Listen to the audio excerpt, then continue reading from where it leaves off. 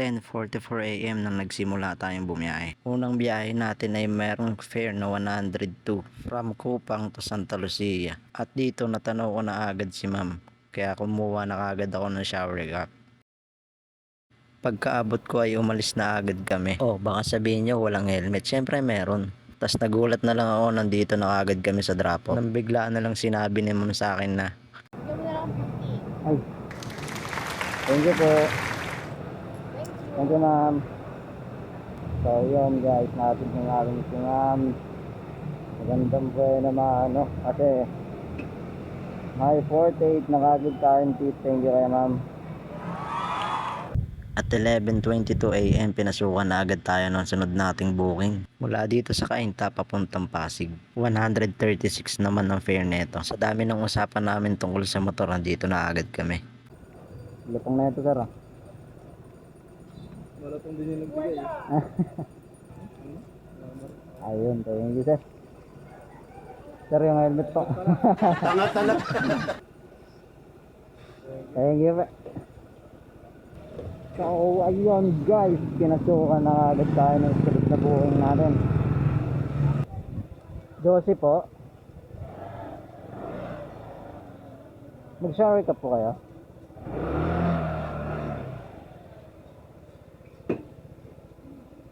From Pasig going to Bagong Bayan, 103 naman ang fare nito. At dito nakisuyo si sir na pwede daw pasabit. Paano kung bawal? Charis, syempre pwede. At sabi ni sir na pindot niya daw.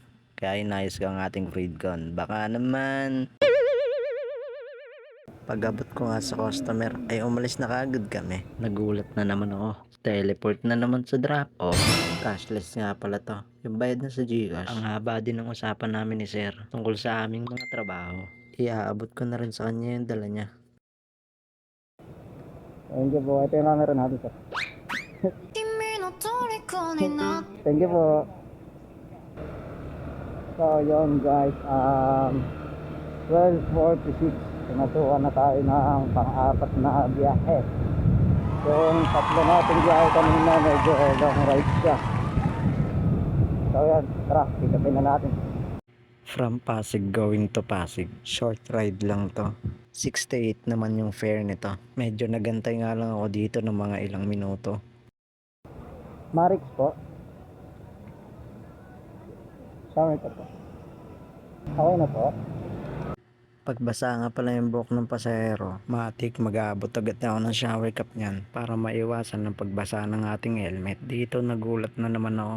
Pagliko ko, nasa drop-off agad kami. Ay, thank you po. So yun guys, 68. May tip na naman tayo. 1:06 PM nang pasukan tayo ng kasunod nating booking. Pasig to Pasig lang ulit at 58 lang pala ang fare nito. Ashley Marie. Mag-shower ka po kaya? Hindi na po. Ay, Nag-book ka na, Margo? Bye. okay na po ma'am. At di ko na nga pinatagal dahil malapit lang naman to. Bayad na nga rin pala to sa Cash G. Tara, teleport. Nagmamadali na nga rin palang bumaba si ma'am. Di ko alam kung bakit. Siguro, gutom na. Charot. At dito pinasukan na rin pala ako ng kasunod na booking. Di ko na pinatagal at pinuntahan ko na agad. Ma'am Melody. Okay. Sige po ma'am. Mami na 50 ka. Isa lang eh. Pasig to Pasig lang ulit to. 78 naman ang fare nito. Another short ride lang ulit. 75 lang po ma'am. Ay, thank you po ma'am.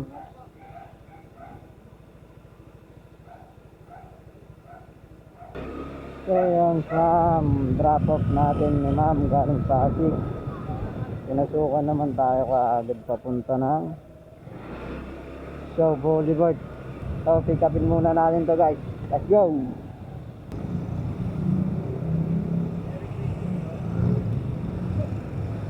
Alex po, Alex Nolan. Alex Nolan. Okay na sir. From Pasig going to Mandaluyong, meron naman tong 95 na fare. Ang haba nga pala ng usapan namin dito ni sir, tungkol sa buhay na dapat positive lang. Dito tinanong ko kay sir kung pwede bang Sir, okay lang ba sama kita sa mini vlog ko? Opo.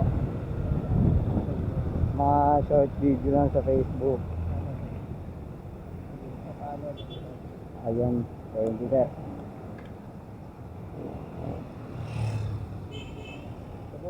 Ay, thank you.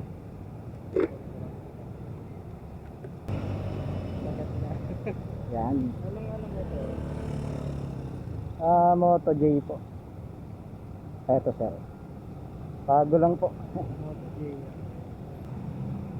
Ayan. Thank you po. shoutout kay sir no, pagpalain. So yun guys, ang kinita nating total na pagbiyahe natin ng 4 na oras kay Mubit. So kumita naman tayo ng 671. Ano na yan mga be, bawas na dyan yung kinakaltas sa atin ng Mubit. Yun, kulang-kulang 4 na oras lang yung biyahe natin, pero nagkaroon na tayo ng 671. Hanggang dito na lang yung video natin mga lods. At kung hindi ka pa nakapollow sa ating page, follow mo na yan para updated ka sa mga lalabas nating video. Yun lang mga be, bye bye, peace out.